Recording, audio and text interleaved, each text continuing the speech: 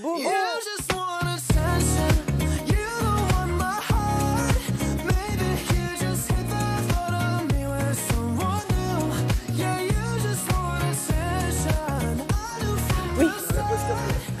Au moment où on dit déco, il y en a une partie qui a failli se casser la figure. J'ai entendu un grand bruit derrière. Oui, c'est Ça vrai. vous a pas affolé, vous Non, j'ai Non, l'habitude parce des que de plateaux. toute façon...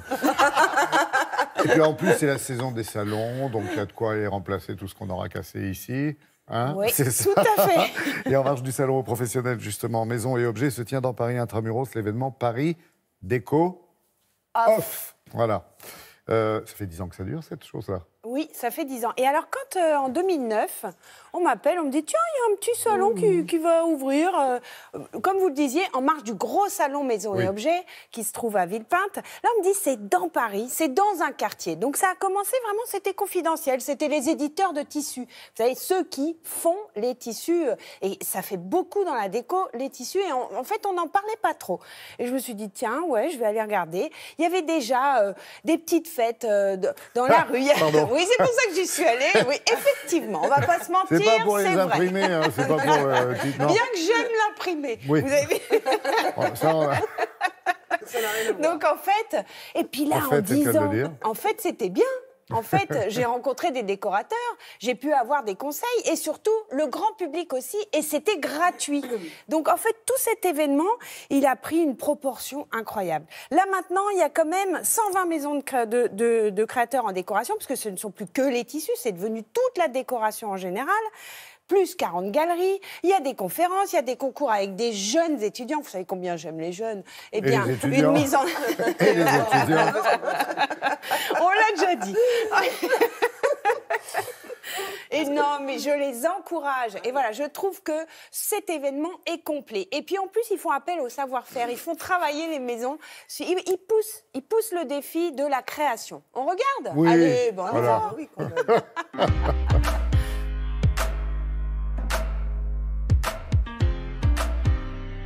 Paris Déco Off, c'est un très bel événement qui fédère les marques de l'univers de la décoration. Et cela permet vraiment, au-delà du produit, de faire découvrir un univers. C'est donner envie, c'est faire rêver, c'est des coups de cœur. On a créé une notion de parcours dans Paris, qui est quand même capitale de la création, et dans les showrooms. On reçoit les clients comme on reçoit ses amis, chez soi.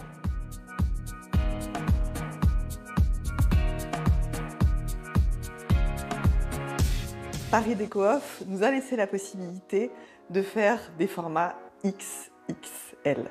Nous avons fait une commode d'inspiration Louis XVI et Place Saint-Germain. Nous avons vraiment cette pièce magnifique qui fait vraiment appel au savoir-faire de l'ébénisterie en 2 mètres par 2 mètres.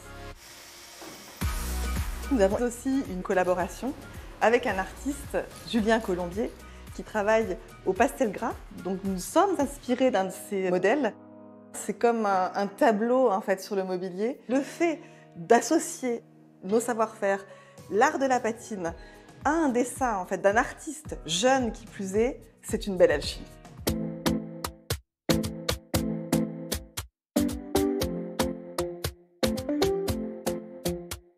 Ce qui a changé en 10 ans sur la décoration, c'est les mentalités.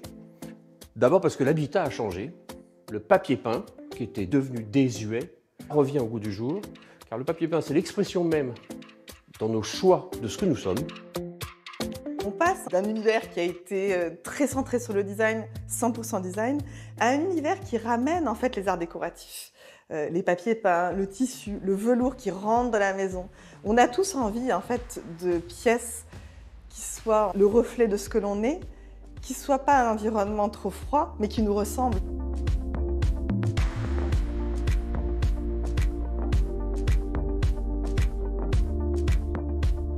Vous avez, pour les années à venir, le côté éco-responsable, biodégradable et comment traiter les déchets.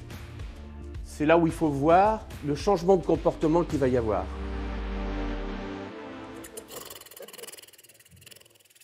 Je peux vous dire que c'est pas facile comme métier, hein, parce que pour écouter ce qui se dit à la télévision avec une Sarah, une Marie et une Sylvie, faut s'accrocher. J'ai compris quand même que c'était déco-éco. Déco-éco, c'est exactement ça. Éco-conception, c'est le maître mot de toute façon dans tout ce qui se construit, fabrique en ce moment et à venir. Et c'est obligé. Et en fait, ces éditeurs de tissus, ces créateurs de mobilier, eh bien, ils sont là-dedans. C'est ce que disait Hugues à la fin, à la fin du reportage. Il disait ça, oui, c'est ça. Oui. Et mais c'est vraiment une préoccupation obligatoire parce que quand on fabrique des tissus, par exemple, ça peut être très polluant. Or, il faut aller vers les matières naturelles. De plus en plus vont vers les matières naturelles. Après, les teintures, on évite. Enfin bon, il y a plein de choses comme ça et il y a toute une préoccupation autour de ça. Et d'ailleurs, l'année prochaine, Paris Déco, ils m'ont dit qu'ils allaient faire un parcours un peu autour de l'éco-conception de tout. Il y aura une sorte de label. C'est du 17 au 21 janvier, en parallèle de Maisons et Objets, où je fonce à partir de demain. Je vous ferai dire. Jusqu'au 22 Et janvier, je vais habiter là-bas. Oui, la tissu de secours. Voilà, on l'a refait. Ah non, mais moi, je trouve que c'est magnifique comme jeu de mots. C'est très bien pour Montrer clôturer la tissu de secours. Bravo. Allez.